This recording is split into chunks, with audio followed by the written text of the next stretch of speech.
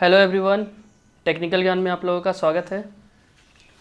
तो हम लोग फिटर ट्रेड के सेमेस्टर 1 के क्वेश्चन बैंक को सॉल्व कर रहे थे और पिछले वीडियो में हम लोगों ने क्वेश्चन नंबर 141 तक सॉल्व कर लिया था। ठीक है, तो इस वीडियो में हम लोग नेक्स्ट का क्वेश्चन सॉल्व करेंगे। ठीक है, तो चलते हैं क्वेश्चन नंबर 142 की ओर। ठीक है, तो क्वेश्चन नंबर 142 में क्या है हमारा, which metal cutting saw is use to cut large cross section area. ठीक है, मतलब हम लोग किस सॉ का, मेटल काटने वाले सॉ का यूज़ करते हैं किस लिए, जिसका क्रॉस सेक्शन कैसा होता है हमारा, जिस मेटल क्रॉस सेक्शन हमारा लार्ज हो। ठीक है, मतलब जिसका क्रॉस सेक्शन बड़ा हो। ठीक है, तो उसको काटने के लिए हम लोग किसका यूज़ करते हैं, तो उसको काटने के लिए हम लोग सर्कुलर सॉ का यूज़ करते हैं। ठीक है, किसका यूज़ करते हैं, circular saw. Option number C इसका राइट आंसर हो जाएगा। ठीक है, अब चलते हैं नेक्स्ट क्वेश्चन की ओर, क्वेश्चन नंबर 143 की ओर। तो क्वेश्चन नंबर 143 में क्या है,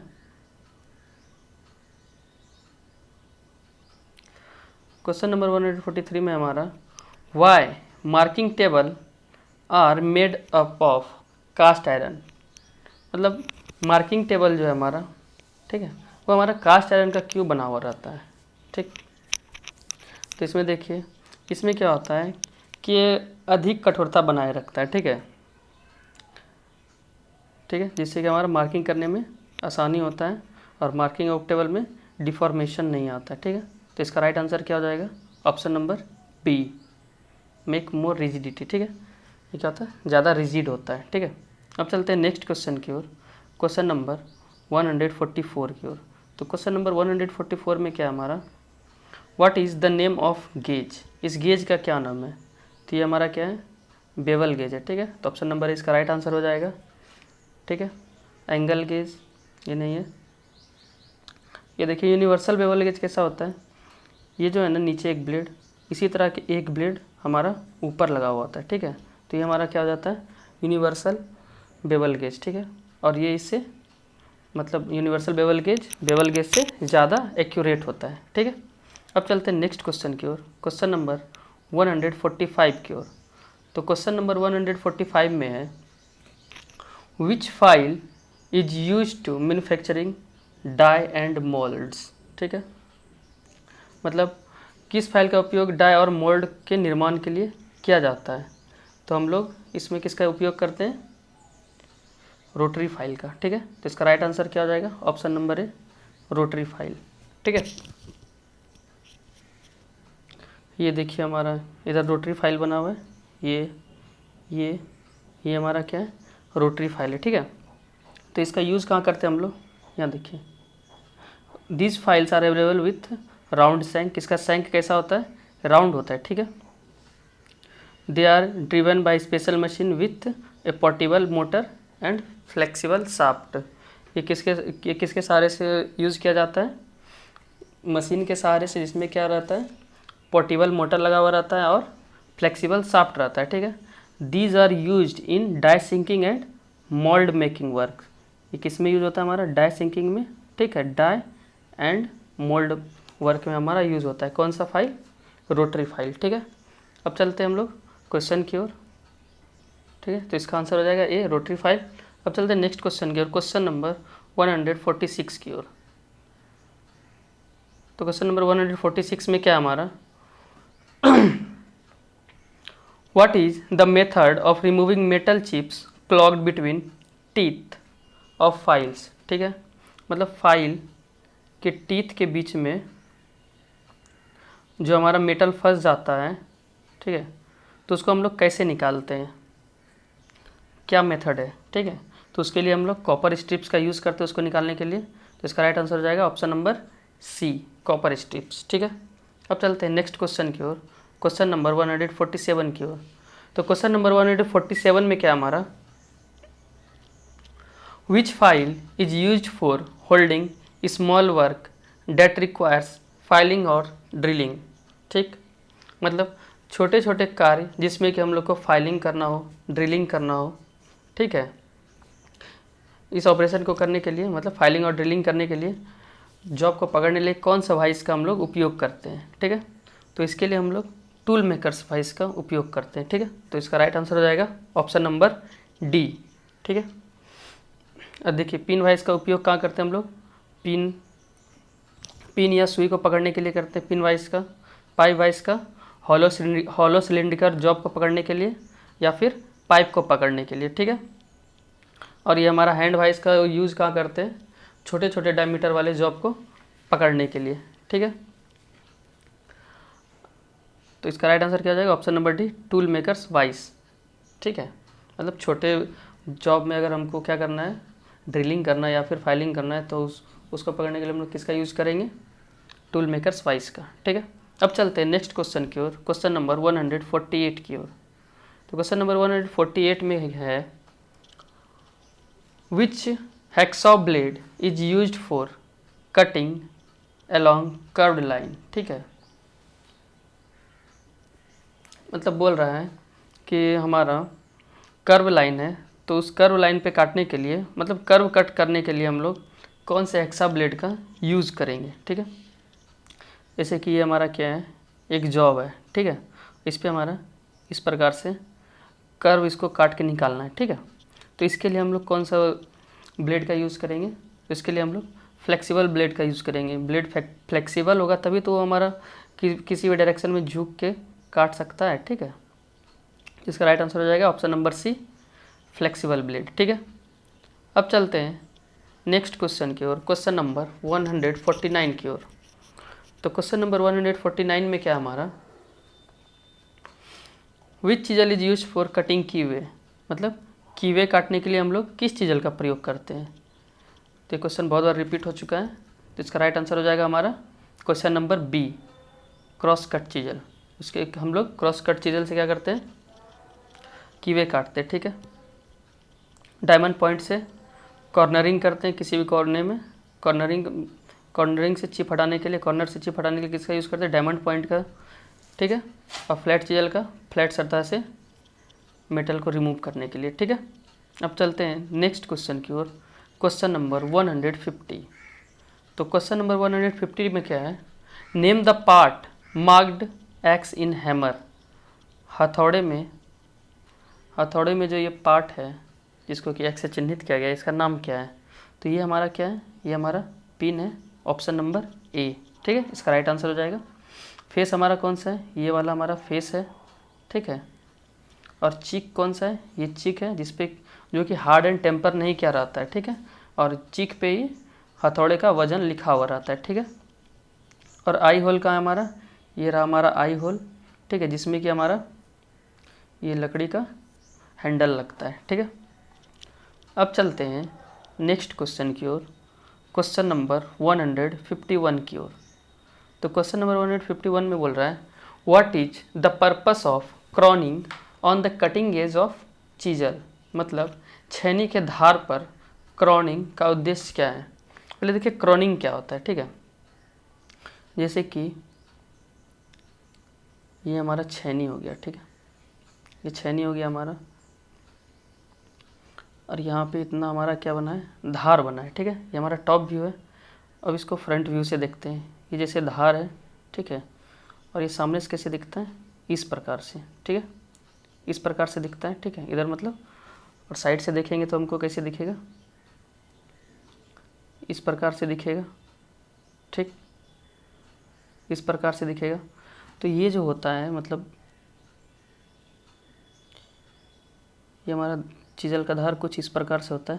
तो ये हमारा उठा हुआ क्यों रहता है, तो ये इसलिए उठा हुआ रहता है क्योंकि ये जो ज़्यादा जो हमारा है ना कटिंग एज जॉब में नहीं धंस जाए, ठीक है। तो इसका राइट आंसर क्या हो जाएगा, option number B, prevent digging of corners, मतलब ये कोने को धंसने से रोकता है, ठीक है। तो राइट आंसर इसका क्या हो जाएगा, ऑप्शन नंबर बी, ठीक है। अब चलते हैं नेक्स्ट क्वेश्चन की ओर, क्वेश्चन नंबर 152 की ओर। तो क्वेश्चन नंबर 152 में क्या हमारा, how to prevent the tool rubbing against the work surface in metal cutting process. Metal cutting process में हम लोग टूल को जॉब से रगड़ खाने से कैसे बचा सकते हैं, ठीक है। तो सिंपल सी बात है कि हमको रगड़ खाने से कौन बचाता है, क्लियरेंस एंगल बचाता है, ठीक है। अब क्लियरेंस एंगल को हम लोग क्या करेंगे, या तो बढ़ाएंगे या तो घटाएंगे। देखिए अगर हमारा क्लियरेंस एंगल ज़्यादा रहेगा तो हमको ज़्यादा क्लियरेंस मिलेगा, ठीक है। तो उससे क्या होगा, हमारा जॉब और जो हमारा टूल है ये कभी रगड़ नहीं खाएगा, ठीक है। तो क्लियरेंस एंगल को हम लोग को क्या करना पड़ेगा, बढ़ाना पड़ेगा, ठीक है। तो इसका राइट आंसर हो जाएगा ऑप्शन नंबर सी, ठीक है। डिक्रीज करेंगे, जितना कम हमारा क्लियरेंस एंगल होगा उतना ज़्यादा क्या चांस रहेगा हमारा जॉब का रगड़ खाने का, ठीक है। अब चलते हैं नेक्स्ट क्वेश्चन की ओर, क्वेश्चन नंबर 153 की ओर। तो क्वेश्चन नंबर 153 क्या है हमारा, देखते हैं। Name the property of metal that withstand shock and impact, ठीक है। धातु किस प्रॉपर्टी का नाम बताइए जो कि शॉक या इम्पैक्ट को सहन करता है। शॉक किसको बोलते हैं, जैसे झटका को सहन करता है, ठीक है। उस प्रॉपर्टी का क्या नाम है, तो ये हमारा कौन सा प्रॉपर्टी कहलाता है, आइए देखते हैं। ये हमारा कहलाता है टफनेस, ठीक है। तो इसका राइट आंसर क्या हो जाएगा हमारा option number D, toughness. Brittleness क्या होता है, भंगुरता, जिसको कि मतलब छूते ही वो टूट जाए, स्ट्रोक करते ही वो टूट जाए, ठीक है। और हार्डनेस क्या होता है, जो कि हमारा घिसाव से बचाता है, ठीक है। तो उसको क्या बोलते हैं, हार्डनेस बोलते हैं। अब चलते हैं नेक्स्ट क्वेश्चन की ओर, क्वेश्चन नंबर 154 की ओर। क्वेश्चन नंबर 154 में है, which part is the measuring face fitted to the frame of outside micrometer. मतलब आउटसाइड माइक्रोमीटर का,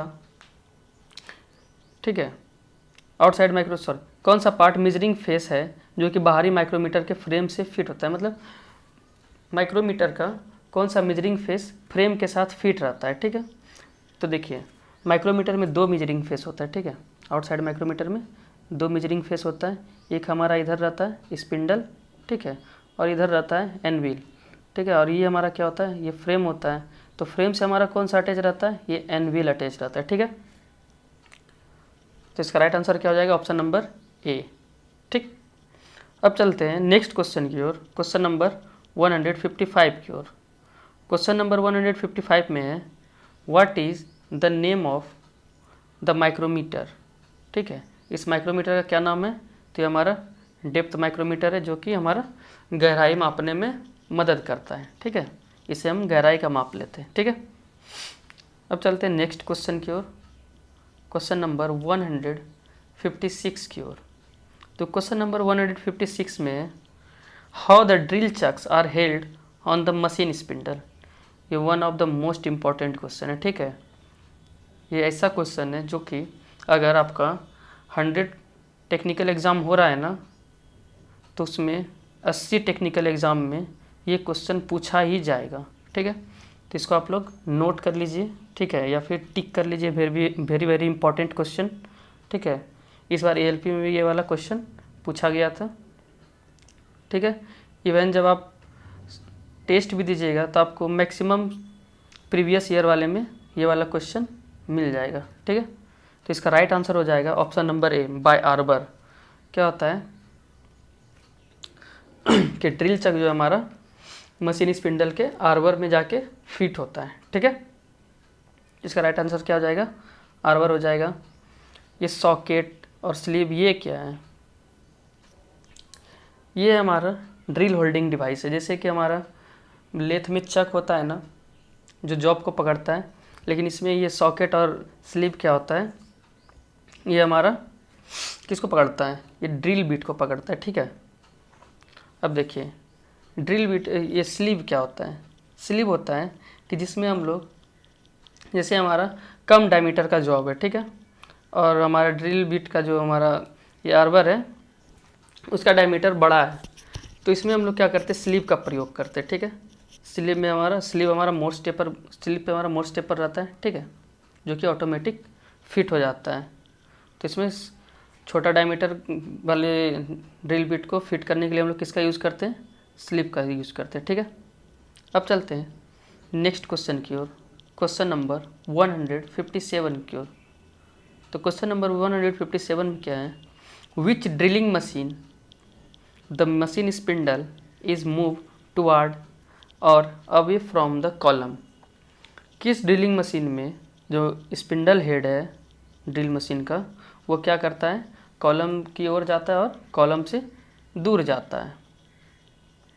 ठीक है, तो वो कौन सा हमारा ड्रिलिंग मशीन है, वो हमारा रेडियल ड्रिल मशीन है। ठीक है, तो रेडियल ड्रिल मशीन क्या होता है कि ये हमारा बेस होता है। ठीक है, और ये हमारा हो गया कॉलम, और इस पे हो गया हमारा ये रेडियल आर्म हो गया। इसी पे हमारा क्या लगा हुआ रहता है, स्पिंडल हेड रहता है, जिसमें कि हम लोग टूल लगाते हैं। ठीक है, और इस पे क्या करते हैं, हमारा टेबल रहता है। तो ये जो है ना हमारा ये स्पिंडल हेड, ये हमारे रेडियल आर्म पे ही आगे या पीछे होता है। ठीक है, तो इसका राइट आंसर हो जाएगा option number C, radial drilling machine. ठीक है, अब चलते हैं नेक्स्ट क्वेश्चन की ओर, क्वेश्चन नंबर 158 की ओर। तो क्वेश्चन नंबर 158 में क्या हमारा, which type of screw thread are round at the crest and root. ऐसा कौन सा स्क्रू थ्रेड है जिसमें कि क्रेस्ट और रूट दोनों हमारा कैसा रहता है, राउंड होता है। ठीक है, तो फर्स्ट ऑफ ऑल हम लोग ये जानते हैं क्रेस्ट और रूट क्या होता है। जैसे कि ये हमारा थ्रेड हुआ, ठीक है, ये हमारा थ्रेड हुआ। ठीक है, तो देखिए रूट किसको बोलते हैं हम लोग, जड़ को बोलते हैं। तो ये जो हमारा पॉइंट है ना, ये वाला, ये हमारा क्या है, रूट है। ठीक है, और जो ये हमारा टॉप है, ये हमारा क्या है, क्रेस्ट है, CREST, क्रेस्ट। ठीक है, अब देखिए इसमें एक और होता है, पिच होता है।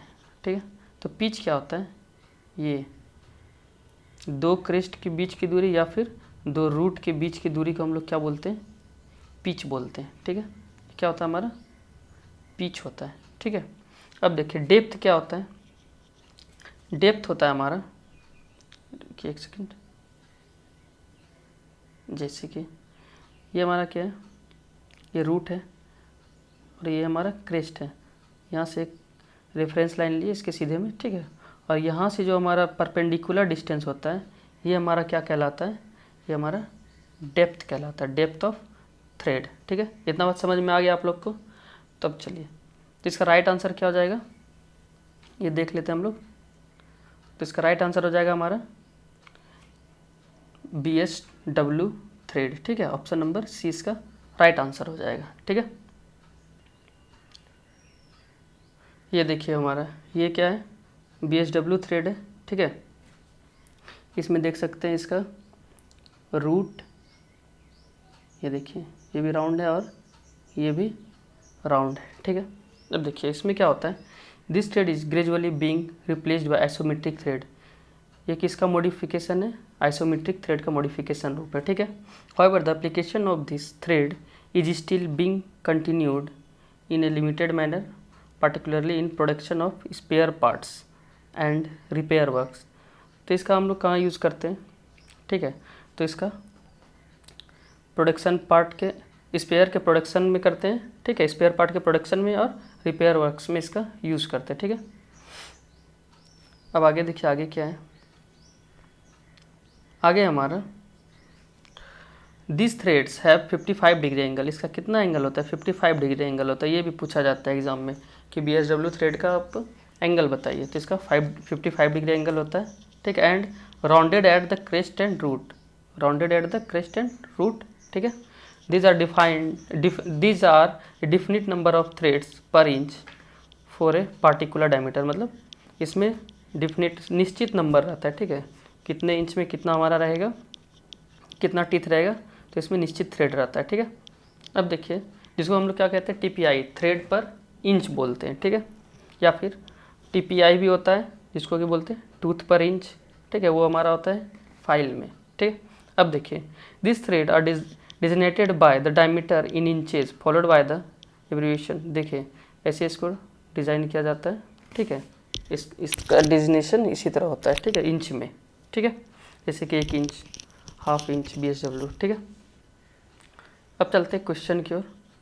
क्वेश्चन क्या कहता है हमारा, rounded at crest and root. ठीक है, तो BSW थ्रेड इसका राइट आंसर हो जाएगा। अब चलते हैं नेक्स्ट क्वेश्चन की ओर, क्वेश्चन नंबर 159।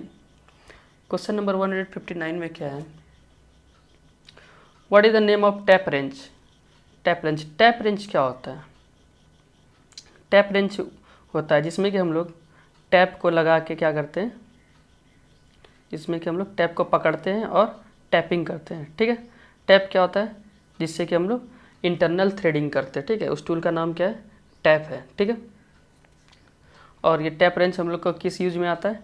हैंड टैप को पकड़ने के यूज़ में आता है टैप रेंच, ठीक है। तो ये हमारा कौन सा टैप रेंच है? ये हमारा सॉलिड टाइप टैप रेंच है, ठीक है। ऑप्शन नंबर 20 का राइट आंसर हो जाएगा। अब चलते हैं नेक्स्ट क्वेश्चन की ओर। Question number 160। तो क्वेश्चन नंबर 160 में क्या हमारा, what is the formula to calculate tap drill size? Tap drill size को कैलकुलेट करने का कौन सा फॉर्मूला है हमारा, ठीक है। तो ये हमारा major dia minus double depth, ठीक है।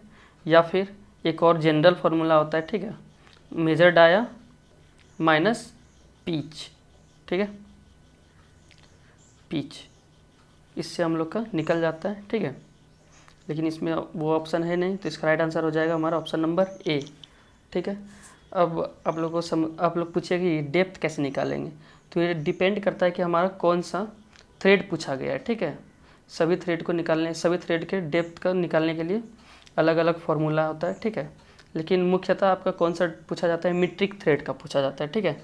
तो मीट्रिक थ्रेड का डेप्थ होता है, मीट्रिक का डेप्थ होता है फार्मूला 0.6134 इंटू पीच, ठीक है। इससे आपका निकल जाएगा क्या? डेप्थ निकल जाएगा, ठीक है। और अगर इसी में आप 2 से गुना करके मेजर डाया में माइनस कर दीजिएगा तो ये आपका क्या निकल जाएगा? टैप ड्रिल साइज निकल जाएगा, ठीक है। तो अब चलते हैं नेक्स्ट क्वेश्चन की ओर, क्वेश्चन नंबर 161 की ओर। क्वेश्चन नंबर 161 में क्या है, which activity causes excessive wear and chattering of drill bit while drilling? मतलब ऐसा कौन सा गतिविधि है जो कि ड्रिल करते समय ड्रिल बिट के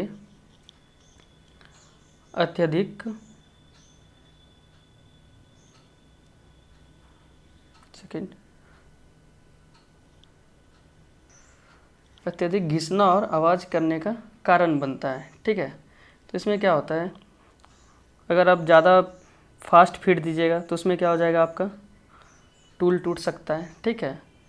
और देखिए, और यहाँ पे क्या है कि ये जो हमारा स्लो फीड रेट है ना, इसी के कारण क्या होता है कि हमारा आवाज़ होता है और टूल घिसता है, ठीक है। तो इसका राइट आंसर क्या हो जाएगा? ऑप्शन नंबर 20 का राइट आंसर हो जाएगा, ठीक है। अब नेक्स्ट क्वेश्चन से हम लोग अगले वीडियो में करेंगे, ठीक है, अगले दिन करेंगे। तो आज के लिए इतना ही, बाकी क्वेश्चन नंबर 162 से नेक्स्ट वीडियो में करेंगे, ठीक है। अगर वीडियो अच्छा लगा हो तो वीडियो को लाइक करें, और ऐसे ही वीडियो के लिए, ठीक है, फिटर की जानकारी के लिए या फिर मशीनिस्ट की जानकारी के लिए हमारे चैनल से जुड़े रहें और हमारे चैनल को सब्सक्राइब करें, ठीक है। धन्यवाद।